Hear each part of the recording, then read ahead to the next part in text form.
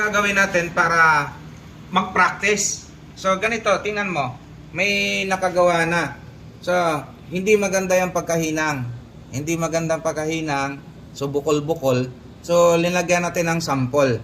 Ito ngayon yung sample na gawa. Ulitin natin kung paano ginawa. Hindi natin nakuha. Dapat, pagka walang hinang dyan, dapat yun, hinilot mo yung magkabilang dulo para magtagpo-tagpo siya. Para pagka ininit mo, hindi magkalasan. Nagkahiwalay, oh.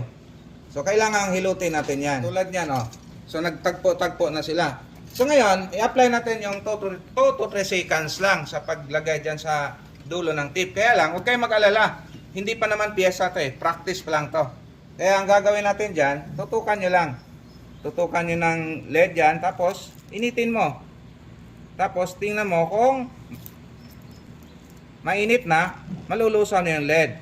Tapos pagkatapos nyan, hintayin mo na malusaw, tapos sabay angat mo siya. Oh. 'Di ba? So, kumapit siya na maigi, hindi katulad niya mga yan. Yan, oh, parang bulutong lang, no? Yan.